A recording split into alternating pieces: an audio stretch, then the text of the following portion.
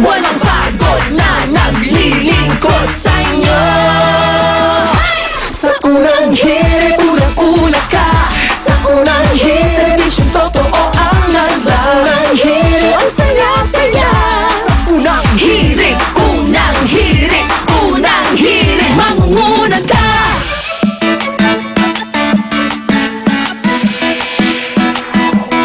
Sa pakisig. Good morning. Morning. Good morning, guys. Installment. Weekend. Good morning po mga kapuso. Primero na tayo ng Agosto. Yehey! Bagong buwan, bagong umaga. At syempre, Lunes na naman po tayo. Kaya gising-gising na mga kapuso, magbanat-banat. Initin na yung mga kape dyan para gising na gising. Tumutok dito sa paborito niyong barkadahan tuwing umaga, ang unang hirit. At medyo maulan pa rin po ang ating lagay ng panahon dahil kahit na papaalis na ang bagyong Kabayan, meron pa tayong isang bagyong binabantayan. Yan po naman ay sa kabilang parte naman ng Pilipinas, sa ibabaw po ng West Philippine Sea, ang bagyong Lando. Ops, babati nyo. Magandang po sa inyong lahat. Tulad ng nararanasan natin ng halos isang linggo na. Wala pa akong katapusan nito dahil makakaasa muli tayo ng maulan na lagay ng panahon ngayong araw na ito. At para sa pinakuling balita sa double bagyo na yan, Kabayan at Lando. Tutok lang po dito sa unang hirit. Sa mga nagtatanong naman dyan, kung masususpende ba mga klase sa mga paaralan ngayong araw, important question yan. Hanggang sa mga oras na ito, wala pa naman po kaming natatanggap na announcement ng suspension mula sa Department of Education. So may pasok po. Meaning mamayang tanghali sila magpapauwi. Posible. Afternoon class. Pwede. Oo. Kaya ba? Siyempre, kailangan late, ano ba? At dahil wala namang nakataas na storm signal sa anumang parte ng bansa, ibig sabihin, may pasok ang lahat ng paaralan ngayon dito sa buong Pilipinas. Kaya bago na kayo dyan, mag-aalmusal, maligo na, at kung magsususpinde ng klase, mamaya, unang-una namin kayong babalitaan. Maambon-ambon na, ha? Huwag patayin ng TV o kaya radyo. Yan. Kaya eto, at simulan na po natin ang ating pagbabalita sa ating top hill.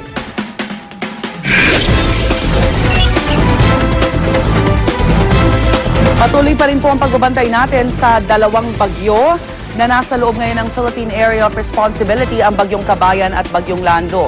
Unahin natin ang bagyong Kabayan na nasa ibabaw pa rin ng Pacific Ocean at patuloy ang pagkilos papuntang Japan. Base po sa ulat ng Pag-asa, kaninang alas 2 ng madaling araw, huling namataan ang sentro ng bagyong Kabayan sa layong 1,115 kilometers east-northeast of Tuguegarao City, Cagayan. Napakalakas po ng bagyong ito na nagtataglay ng lakas ng hangin na umaabot sa 175 kilometers per hour. Kumikilos ito sa pahilagang kanluran direksyon sa bilis na 13 kilometers per hour.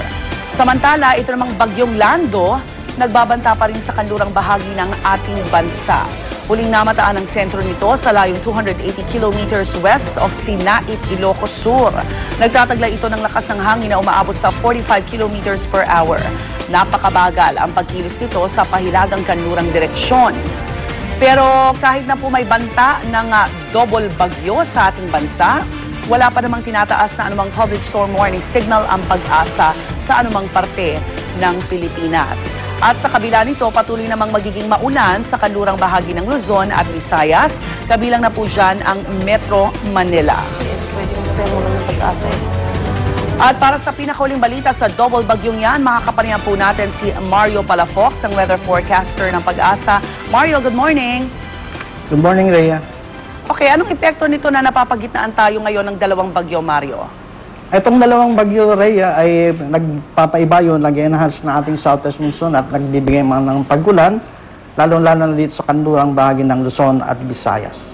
Alright, yung mga pag-ulan na nararanasan ng Metro Manila nitong weekend kahapon, ngayong umaga, ito ba epekto pa rin ito ng bagyo kahit papalayo naman si Kabayan? Opo, na-enhance nila yung southwest monsoon at yun nga ang nagbibigay ng mga pag-ulan. Si Lando, itong ating bagong bagyo, nasa na siya at posible ba siyang mag-landfall? As of 4 a.m. Rhea, ito ay nasa 280 kilometers west of Sinait, Ilocos Sur. Ang nakikita naming senaryo, Rhea, ay pwedeng mag-dissipate o mawala matunaw itong si Lando within the next 24 hours o kaya ay lumabas ito ng ating Philippine Area of Responsibility. So pwedeng bukas ng umaga wala na itong si Lando rin. Opo, opo. Aha. Kailan ba tayo makakaranas ng medyo yung sisilip naman si Haring Araw, Mario? Ayon po dun sa mga numerical weather model namin, ay buong linggo po na magiging maulap tayo dito sa kanlurang bahagi ng Luzon kasama ng Metro Manila. Yung malaking graphics dyan ng Pag-asa, ito si Lando. Opo, opo. Nako, medyo malaki-laki Ay, na. hindi po. Yung Si ano to? nasa, malaki po ay si Kabayan. Si Kabayan. Yan Apo. yung papuntang Japan na. Opo. Okay, si Lando, yung ayun, nakapaibabaw sa Lando, bansa dito na. po sa West Philippine Sea. Alright. Yung So, maliit lang. makaka-expect pa rin tayo ng mga pagulan ngayong araw na ito, Mario.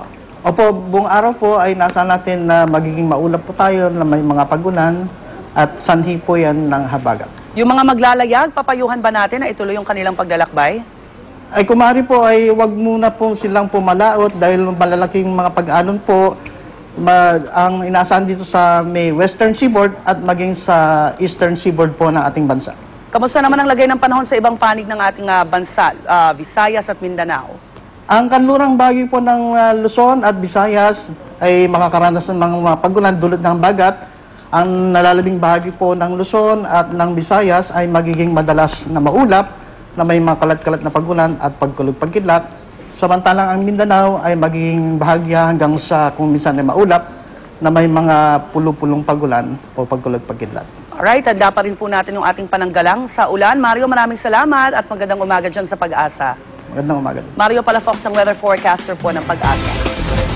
Kung dito naman sa Luzon, halos walang tigil ang mga pag-uulan. Maganda naman pong lagay ng panahon sa Visayas itong mga nagdaang araw. Pero sa kabila nito, isang barko tumagilid at tuluyang lumubog sa karagatan malapit sa Calabaza Island, dyan po sa Iloilo. Galing Cebu ang MV Asia Malaysia at papunta sana ng Iloilo nang biglang tumagilid ang kanang bahagi nito. Pasado alas 4 na madaling araw kahapon. Walang 2 oras nagdeklara na ng abandoned ship ang kapitan. Siyempo namang kasunod ng MV Asia Malaysia ang tanker na MV Philippine Visayas at agad ding sumaklolo ang Philippine Coast Guard kaya maayos na nailigtas ang mahigit 200 pasahero at crew ng barko. Tuluyan ng lubog ang barko mag-aalas 9 ng umaga kahapon. Kwento ng ilang survivor, hindi raw sila inabisuhang may nagaganap sa barko. Inamin naman nito ng kapitan at plano raw kasi nilang itigil ang barko at ilipat na lang sa ibang barko ang mga pasahero. Nabutas daw ang kanang bahagi ng barko ayon sa kapitan kaya ito tumagilid. Ayon naman sa Philippine Coast Guard, maaari ding naging dahilan ang paggalaw ng mga kargamento sa loob ng barko. Pero isa sa ilalim pa sa masusing investigasyon ang naging paglubog nito. Buti naman. Swerte sila. Ang daming padaan na barko. Noong time na yun, yung Coast Guard, nandun din, dami nakasalba sa Saka maaga din nagpasabi yung kapitan. Actually, nagkaroon naman daw ng sistema sa pag-evacuate din.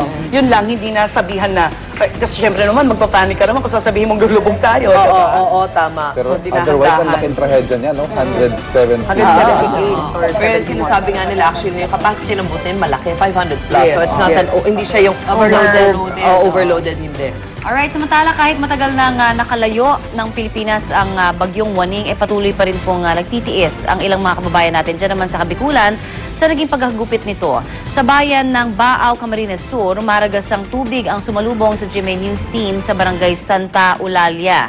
Lubog sa baha ang mga kabahayan doon at ang mga dating palayan mistulang mga ilog na. At sa taas po ng baha, ang ilang bahay bubong na lang po ang nakikita.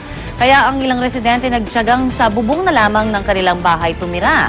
Ang ibang pamilya naman nagsiksikan ngayon sa mga evacuation center. Pero dahil sa kawalan ng malinis na tubig at kakapusan sa pagkain, problema na doon ang pagkakasakit ng mga bata na tinatamaan po ng ubo, sipon at bulutong tubig.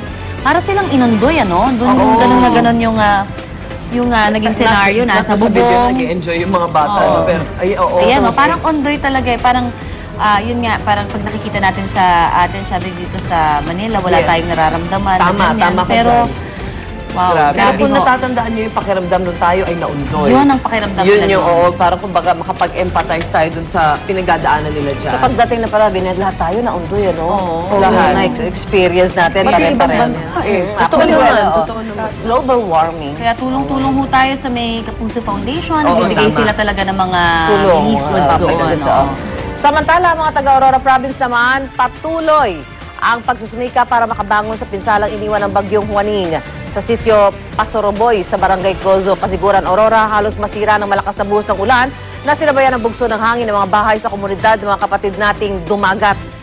Gawa lang kasi sa mga light material gaya ng pawid at kawayan ng kanilang mga bahay, kaya nang humampas ang malakas na ihip ng hangin na dala ng bagyong Juaning, halos mabunot ng buo ang mga bahay mula sa kanilang kinatitirikan. Ang hiling ng mga dumagat, tubig dahil